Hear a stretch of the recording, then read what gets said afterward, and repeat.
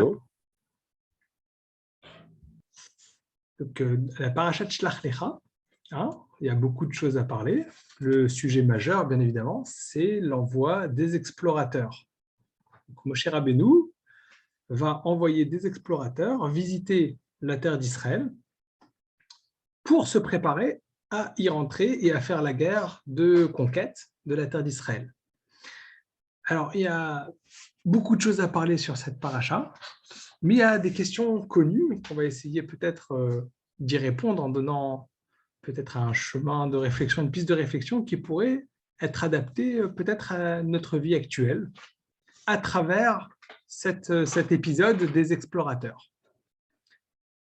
Il y a quelque chose de très particulier, c'est que Hachem demande, enjoint à Moshe Rabbeinu d'envoyer des explorateurs, mais la formulation dans laquelle il va demander à Moshe Rabbeinu d'envoyer ces explorateurs est particulière et on n'a jamais vu ça, comme ne le relève Rashi. La paracha commence par Shlach Lecha, envoie pour toi des explorateurs. Donc on a le peuple juif qui est à l'entrée d'Eretz Israël, on va pénétrer, mais avant ça, Hachem dit à Moshe Rabbeinu, envoie pour toi des explorateurs. Et Rashi commente, très étonnant, Shlach Lecha, envoie pour toi les Da'atecha, selon ta conscience. C'est-à-dire que Hachem dit à Moshe Rabbeinu, tu vas envoyer des explorateurs, mais comme tu le sens. Si tu veux, tu envoies. Si tu veux pas, tu envoies pas. Il avait confiance en Moshe. Heureusement qu'Hachem avait confiance, parce que Moshe Rabbeinu lui-même n'avait pas confiance.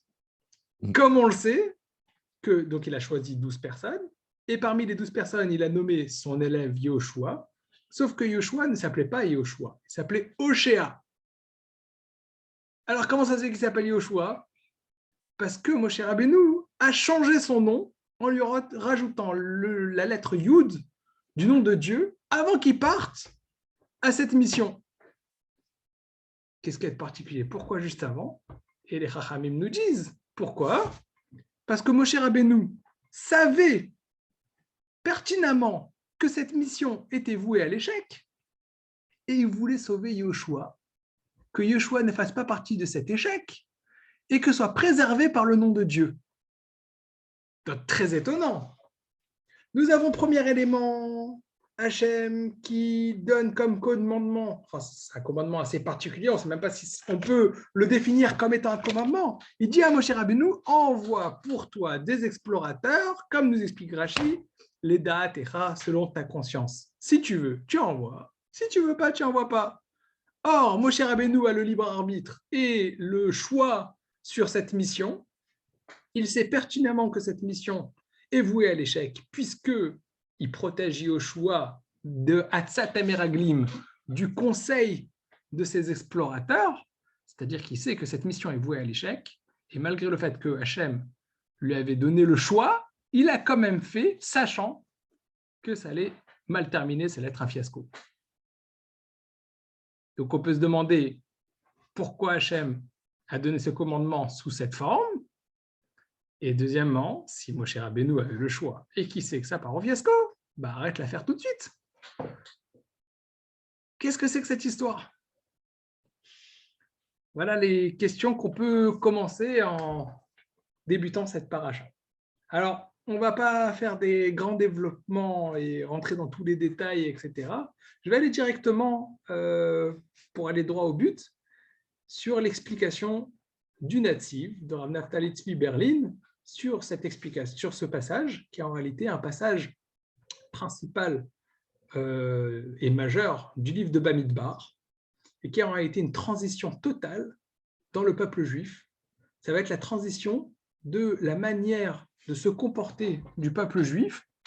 Jusqu'à maintenant, il y avait une manière qu'on appelle Me'al HaTeva, c'est-à-dire qu'on vit totalement au-dessus de la nature, dans des miracles incroyables, et tout d'un coup, petit à petit, on va passer à une autre forme de travail et de service divin qui s'appelle Bederech HaTeva, dans le chemin de la nature, dans les façons, on va dire, qu'on peut comprendre, nous, en tant qu'êtres humains. C'est-à-dire que c'est des choses qui sont perceptibles, qui sont imaginables par l'homme, et c'est ça ce qui va se passer. Et il faut savoir que c'est la suite, la continuité en fait de la fin de la paracha de la semaine précédente, Be'alotecha, où il y avait un épisode assez étonnant qu'on passe comme ça au-dessus de manière générale parce qu'on ne comprend pas trop qu'est-ce qui s'est passé, on ne comprend pas l'intérêt, et on n'a pas tellement d'éléments. C'est un petit passage avec deux personnes qui s'appellent Eldad ou Medad. Ces deux personnes-là, à la fin de la paracha, Eldad ou Medad, ont commencé à prophétiser dans le campement du peuple juif. On ne sait pas exactement qu'est-ce qui s'est passé. Et il y a un petit jeune homme qui vient courir chez Moshe Rabbeinu et dit « Ah, attention, il y a deux personnes, Eldad ou Medad, qui sont en train de prophétiser dans le campement. » Et là, terrible, qu'est-ce qui se passe? Et Rachid nous dit, ce jeune homme, c'était Gershom. Gershom, c'est le fils de Moshe Rabbeinu. Sauf que les Chachamim nous disent, quelle était cette prophétisation? Quelle était cette prophétie? C'était Moshe met veYoshua binun manchil et ta'am. Moshe va mourir, va décéder, et la personne qui fera rentrer le peuple juif en terre d'Israël, c'est Yoshua binun. Donc, c'est-à-dire, c'est la prophétie de ce qui va se passer doucement, doucement avec les explorateurs, et puis plus tard, dans l'épisode de Mara, où Moshe Rabbeinu finalement scellera son avenir, où il devra rester dans le désert et laisser la place, la main à Yoshua Binun. Alors, pour comprendre, il faudrait un petit peu se plonger dans l'univers de Moshe Rabbeinu, se plonger un peu dans l'univers de Yoshua Binun, comprendre les personnalités de Moshe Rabbeinu, comprendre la personnalité de Yoshua. Et il faut savoir, on va donner un peu des éléments un petit peu très concis, il faut vraiment s'introspecter, analyser les textes, rentrer dans leur personnalité, mais là, le format peut-être ne nous permet pas de trop approfondir. Il faut savoir que Moshe Rabbeinu était une personne, comme on a vu lorsqu'il a fui l'Égypte et qu'il s'est réfugié chez Yitro, son beau-père, il s'est retrouvé dans le désert. Et là-bas, en étant dans le désert, tout d'un coup, il a vu le buisson ardent et il a eu la révélation d'Akadosh Baruch Hu, de Dieu. Tous les sages se demandent, mais qu'est-ce qu'il faisait dans le désert? Alors bon, on a des midrashim qui nous disent parce qu'il fuyait le vol, comme il amenait son troupeau dans le désert, il ne voulait pas voler, tout ça. Le natif, il commente, il te dit en fait, de manière simple, sans rentrer dans les midrashim, etc., Moshe Rabbeinu avait un désir fort de comprendre la vérité et de rechercher le émet, la vérité et la divinité. Il appelle ça l'arkor acharei elokut. Il était dans la recherche de la divinité. Et pour ça, pour comprendre, pour aller à la recherche de cette divinité, il est parti dans le désert. Qu'est-ce que ça veut dire qu'il est parti dans le désert? Ça veut dire qu'il s'est retiré de toute la civilisation, de tout ce qu'il connaissait, de tout le système qui l'entourait, et il a tout rejeté.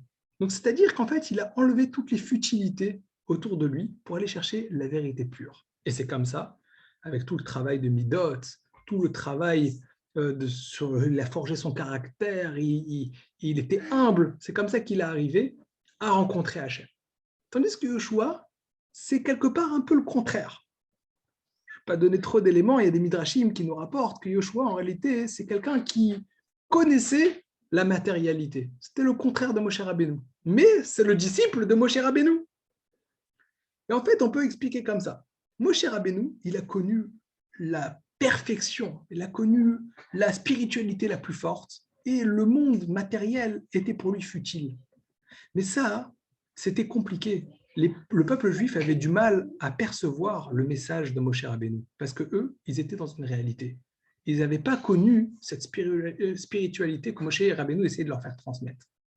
Et pour entrer en Eretz Israël, il y avait besoin que ce soit Yoshua par ce qu'on appelle le Derech HaTeva, c'est-à-dire par la matérialité, à travers des éléments qui parlent à l'oreille de l'homme, qui ne sont pas au-dessus de sa compréhension et de sa capacité à imaginer, à entendre dans son entendement.